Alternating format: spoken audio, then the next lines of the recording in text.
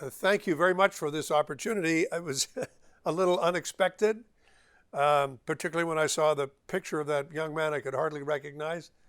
But it's really wonderful to hear from you and to know that this project is going ahead. It's wonderful to see. As a young law student in the early 70s, I worked in legal aid clinics along the Danforth. I lived in the neighborhood, in different apartments, and spent my weekends and some evenings talking to people who were coming to Toronto. And many of them were from Greece. Many came as political refugees.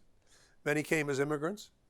And of course, the neighborhood around me was reflected who was there. It was a wonderful experience to be able to connect with the community, to get to know it better and to get to know it intimately, as I did, because as luck would have it, in 1978, I got the NDP nomination to run for Parliament. And in running for Parliament, I had to knock on every door in the constituency of Broadview and Broadview Greenwood. And there were many Greek families there, and many Greek business owners on the Danforth that I came to know very well. And from a position of relative ignorance, apart from what I was reading in the newspapers, I came to learn more and more about the vitality of and courage of the Greek community, and of the deep interest that people had in what had happened in Greece, in coming to Canada, the large numbers who came, and in what the return of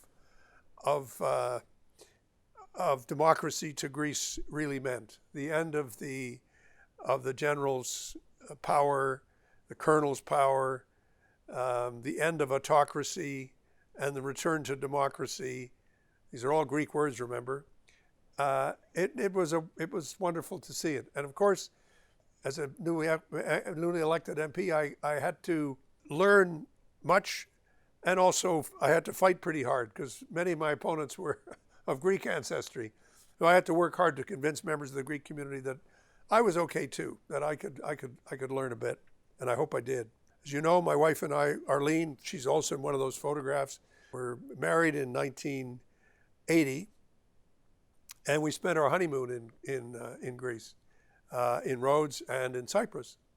And in fact, I took Arlene to a refugee camp in Cyprus, and we spent time looking at the situation there and learned a lot about it. Had the great privilege of meeting Andreas Papandreou again. I knew him a little bit when I was much younger, and he was already teaching at York University. But I saw him again when he was leader of the opposition, and then when he became prime minister.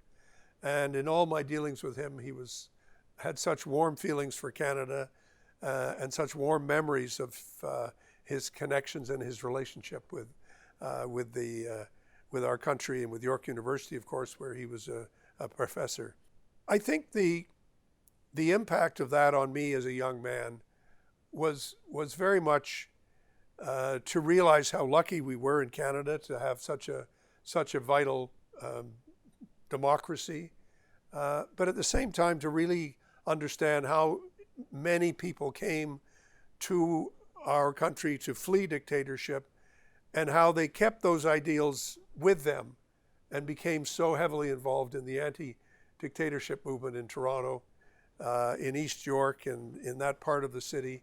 And all of us who were involved in Canadians for a Free Greece, and all of us who were involved in trying to do what we could to put an end to the dictatorship.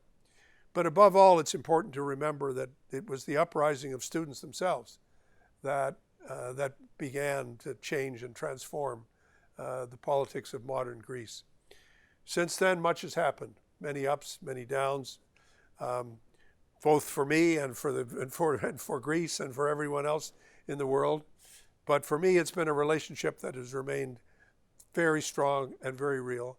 I remember my wife and I Arlene and I were thinking at one moment of celebrating my 40th anniversary of my election. This month is the 45th anniversary of my election in '78. 40th anniversary, I said to Arlene, we're going to the Danforth. Let's go to the Danforth and have dinner. And it was a great time. Everybody was very friendly and very warm. And I have such warm feelings for members of the Greek community. And I also have such warm feelings for those who've shown such courage throughout these years. Efaristo. Thank you so much. Bye-bye.